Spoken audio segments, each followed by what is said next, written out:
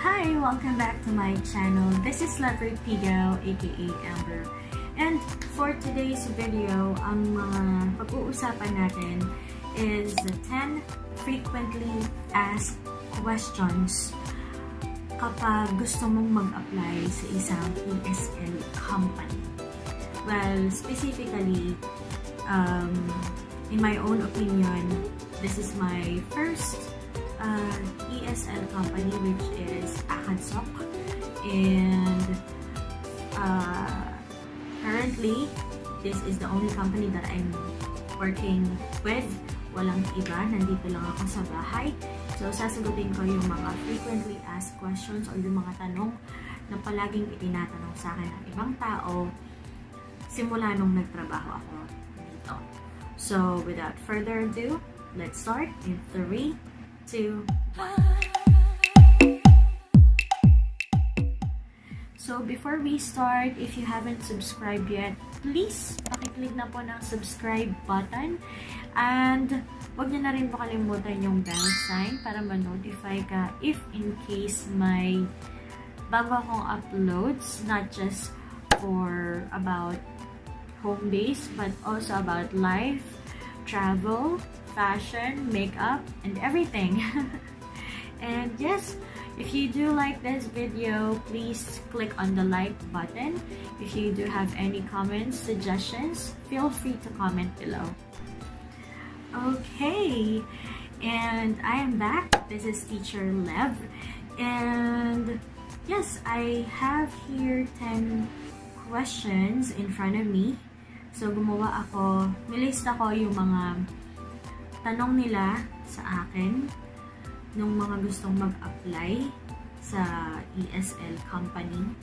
So the first and major na tinatanong nila sa akin is sino ang tinuturuan.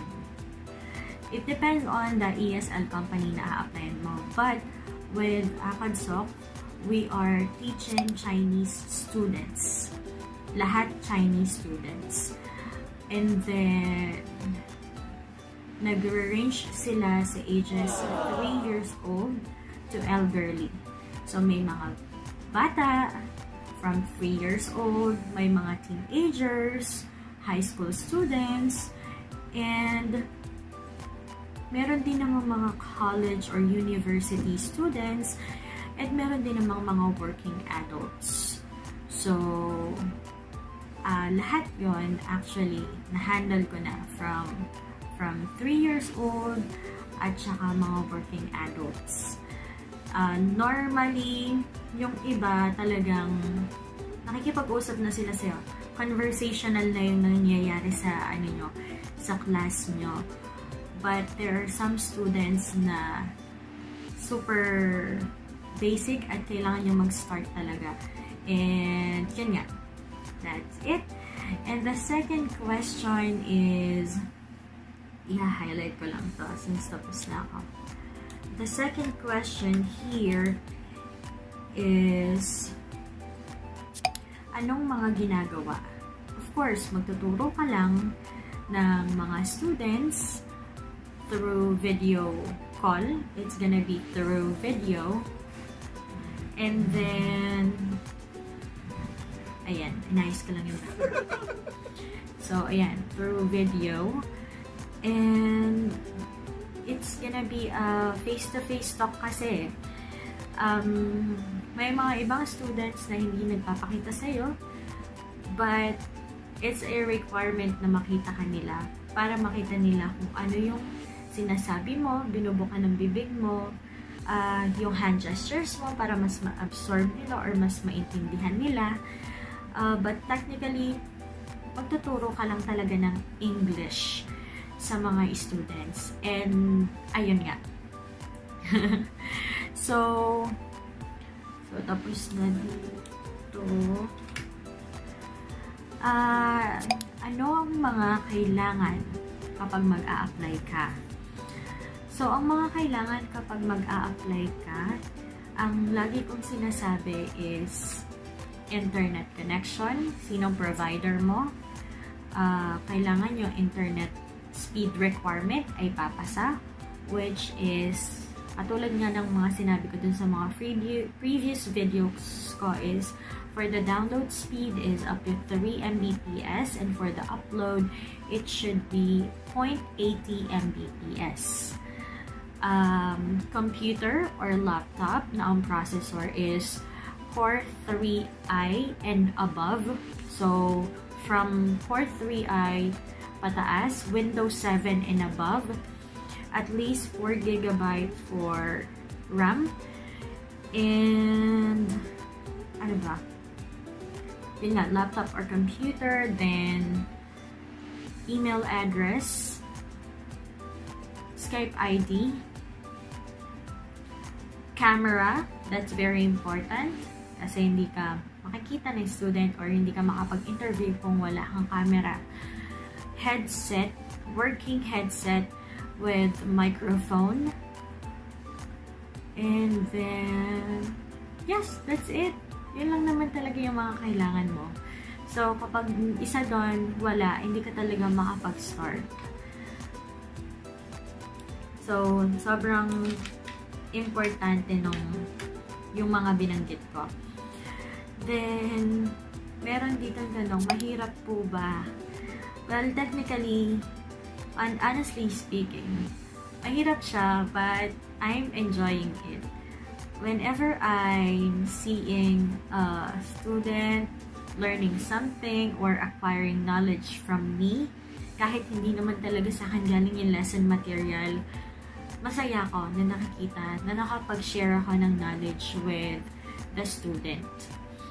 So, at saka you'll get used to it. The process, maa-adapt mo siya from time to time. And most especially for the time management, maa-adapt mo siya as in, like, parang magiging na lang siya sa'yo, manik. Gano'n na lang. So, walang nagsisimula sa madali. So, every beginning are always hard. And every beginning will start from scratch. So, ayun nga. And then, magkano ang sweldo? Sweldo, it depends on the offer. Normally, it ranges from 90 to 110 pesos per hour. But, as per checking on their website, is that sabi nila, you can earn up to 60 to up to 80,000 pesos a month. Yun yung sabi nila. Well, for me, it depends on kung gaano ka kasipag magtrabaho. Kasi hindi mo talaga makukuha yung ganong amount ng ganong kadali. And technically speaking, ako nagsisimula pa lang ako. Sobrang baba pa lang ng sinesweldo ko every cut-off. And for the meantime, since galing ako sa probationary period, hindi pa kagad ako makapag full-time kasi kinakapa ko pa yung oras, kung paano ang pagtuturo, lalo na yung mga students, sinatry ko silang i-profile, yun yung mga factors. Well, technically, you can earn more, just what I have mentioned. It depends on how determined you are. But, ano ba yung mga makukuha mo? Sa Acadsoc is, ang mga makukuha mo is your hourly salary. Meron din silang bonuses like completion bonus. Yun yung mga, for example, sa isang araw, may 8 classes ka. Sa 8 classes mo, so sa 8 classes mo is what do you call this? Makakompleto ka ng 8. Hindi. Sa isang araw, oo tama, may 8 classes ka. Kapag naka 8 classes ka, that's, you reach 100% completion bonus, pero ang makukuha mo is 20% for that day. Ngayon, kung hindi mo siya nakompleto, naka 7 ka lang, that's fine. May 10% ka pa din from that day. So, that's also a part. Meron pang isa which is the enrollment bonus. Yun yung mga, for example, merong isang bagong student. Yung magsisimula pa lang siya na mag-enroll. Then, normally, Acadsoc, as far as I know, they offer a trial lesson. So, pag trial lesson is tinatry ni student kung paano ba ang process, kung paano ba ang pagtuturo sa Acadsoc, mga ganon, or sa isang ESL company. So, pag, for example, si student na yon, nagustuhan niya after the trial class, then, nag-enroll talaga siya, pinagpatuloy niya, meron kang enrollment bonus for that student. Diba? And then, ano pa ba? Meron pa ba ditong additional bonuses? Meron nakalagay additional bonuses. Wait, tingnan ko pa. Meron pa dito eh. For the bonuses. Meron pa silang tinatawag na perfect attendance bonus. Makakakuha ka ng specific amount, pero may mga gatekeepers siya. Like, for example, kailangan nakapasa ka na sa probation period. After that, you can at least open 30 hours a week for at least 5 days per week, which means 60 hours per cut-off, mga ganon. Another thing is wala kang mga cancellations or absences or close-flatted schedules bago mag-cut off.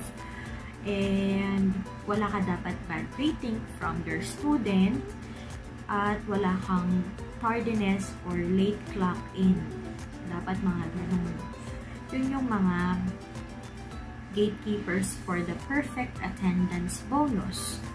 So, ayun nga, that's for that question, magkano ang sweldo. Hindi ako makapag-disclose kung magkano ang sweldo, but I can say, ang sweldo mo ay nasa sayo kung gaano ka kasipag, kung gaano kagustong magtrabaho dito. And then, paano ka sa sweldo? So, since tinanong na kung magkano ang sweldo, paano ka sa sweldo? So, ang swelduhan dito is through PayPal account. If you want to know how to create a PayPal account, I will put the link below. And also, the link or the steps on how to create the PayPal account. And then, after, meron ka na ng PayPal account. Ako, meron akong 2 options on how to get it from my PayPal account. First one is GCASH. So, meron akong GCash account. It's verified na. Kina-cash in ko lang siya. Then, once na nasa GCash na siya, ita-transfer ko siya sa bank account ko para walang deduction. Bakit? Bakit kailangan 3 process from PayPal to GCash to BPI? Bakit? Ang haba naman. Ang dami ko naman ginagawa, teacher. Well, technically, mas okay sa akin yun. Kasi, kung for example, from PayPal, then transfer ko sa BPI account ko directly, I need to wait 2 to 4 hours. But technically, 4 hours talaga. 4 hours, no? 2 to 4 days. Sorry. 2 to 4 days. Technically, 4 days talaga kailangan mong intayin bago pa ma-transfer sa bank account mo. And then, ang pagta-transfer po is may charge na 50 pesos. Unlike sa GCash, real time mo siyang makukuha once na-transfer mo na siya sa bank account. Yes. So, or pwede ka namang from PayPal to GCash, then kumuha ka ng GCash Mastercard para siyang ATM card, but I don't think so. As far as I know, you should pay 150 pesos for the card and for the processing. And then, meron atang charge pag withdraw ka sa automated machine. So, ayun. Ganun yung mga ways kung paano mo kukunin yung sweldo mo. And then, ang pagsweldo is ang cut-off is every 15 and 30 or 31st. So, depende kung may 30th or 31st of the month. But, as per my experience, kapag ang cut-off is 15, 16 mo siya makukuha. Kapag may 30 at walang 31, 1 mo siya makukuha. Pero kung may 30 at 31 ang buwan, automatic 1 mo pa rin siya makukuha. So, si 31st is counted pa rin sa cut-off mo. Automatic ang cut-off mo is 31st. So, ayun. Tapos, tuwing kailan ka pwedeng magturo? This is parang ito yung mga ito yung question na nakakapagpa-encourage sa mga mag-a-apply, lalo na sa mga students, mga estudyante, or stay-at-home moms, yung mga gusto sa bahay lang or hindi makalabas or hindi, kasi meron akong mga kilala na nasa bahay lang sila, they cannot go outside because of their issues or what happened to themselves. So instead daw na nasa bahay lang sila, they can just work at home, right? So ayun, tuwing kailan ako nagtuturo, nung nag-umpisa ako is, ang advice sa akin ng supervisor ko is, I can work from 7 p.m. to 11 p.m. kasi yun yung mga oras na ang mga estudyante is nakauwi na from school, from work, wala nang ginagawa. So, I decided na I wanted to add another hour. So, from 6 p.m. to 11 p.m. naka-log in po ako. 5 hours.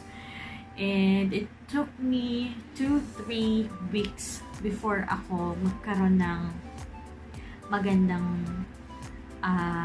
bookings from my students.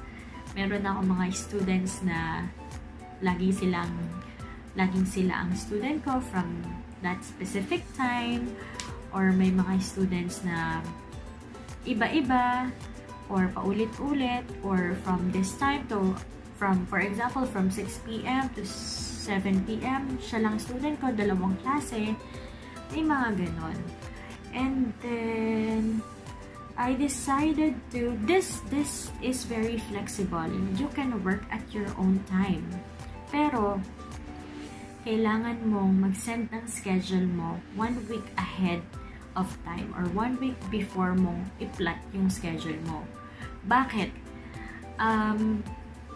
Kaya nila every Monday ka magsisend ng schedule sa supervisor mo, ikaw ang magde-decide kung anong magiging schedule mo.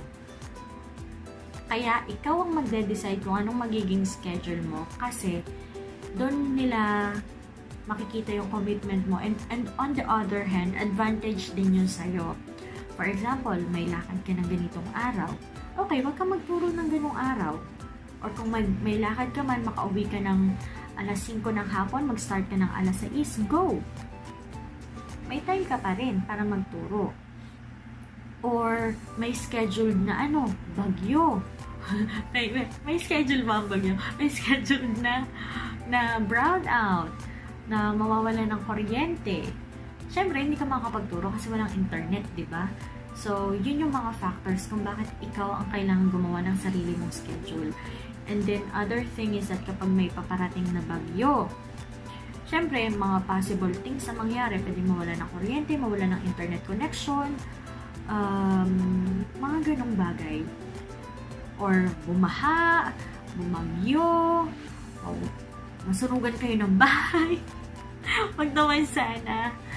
So, yun yung mga factors kung bakit you can decide your own schedule, then you can submit it. Si supervisor is, siya lang yung magpa-plot ng schedule mo, but technically, it's your own decision kung kailan ka pwede magturo. So, regular na ako, hindi pa. Mag-regular pa lang ako sa February 9. Today is February 6, 2019. So, magwa 1 month pa lang ako sa February 9. And then, pero, nakakapagpasa na ako ng schedule ko for a full-time schedule starting on 11. So, starting 11, nagpasa na ako ng schedule ko. I will be doing it full-time. So, 1, 2, 3, 4, 5. 5 hours, 2, 4. So, mag-8 hours na ako. Magsisimula na ako mag-8 hours sa February 11. And then, Feb 11, Feb 12, same lang yung mga oras na pinlot ko. And on the other hand here, nagpasa na ako ulit ng for the other week, which is from February 18 to February 24. Meron na ako ditong schedule na magsisimula ako from 12 p.m. hanggang 11 p.m. Pero putol-putol yung schedule ko. Siyempre, I need to take a break din naman. And it depends sa inyo din naman po. Kung anong gustong pagtuturo, kung anong oras na gusto mong pagtuturo, kung kailan ka magpapahinga, something like that. So, it still depends on you. Your time is very flexible and you own your own time. And that's what I like about them, Acadsoc, kasi nga they cannot force you to work or they cannot force you to take OT. Walang ganun. So, ayun nga. So, the next question here is, paano ang schedule? Sino nagtanong nito? Paano ang schedule? So, yun na nga. Tuwing kailan ka magtuturo, paano ang schedule? It's also the same thing. I think the same question. Like what I have mentioned. Like, for example, 7 days a week. We have 7 days a week. You can work at least 3 times a week or 2 times a week. Or you can work full-time every day. Kasi ginawa ko na yun noong una. Every day ako nag-work. Wala akong pahinga sa isang araw. Pero it's only for part-time. From 6 p.m. to 11 p.m. Masaya. Hindi naman siya nakaka-stress or hindi din siya nakaka-exhaust. Tapos, paano ang lesson material? Lesson materials ay nandoon na po. Kasama na siya sa tools, sa tutors page. Pag pumunta ka sa pangalan ni student, kuwari magtuturo ka sa oras na yon. Pag tinindot mo yung name ni student, makikita mo na dun yung highlighted na yellow. Yun yung lesson mo for today sa kanya. Dun sa class nyo na yon. Kiklik mo lang siya, then ayun na, yun na yung lesson material mo. Hindi ka gagawa ng lesson plan, hindi ka magsusulat, wala kang, alam mo yun, pero i-review mo siya dapat within the day or before your class. I-review mo muna siya para alam mo, may idea ka kung ano ituturo mo doon sa student. Or para may idea ka kung paano ang technique, kung paano mo siya tuturuan. So, after that, sino ang mga pwedeng mag-apply? Ang mga pwede pong mag-apply is students, working students, gustong mag-working students, stay-at-home moms, yung mga nasa bahay lang, pwede ang high school graduate, pwede ang college graduate, pwede ang kahit anong edad. No, mali. From 18 years old and above, as long as kaya mo pa at techie ka, why not? Go! Sino pa ba?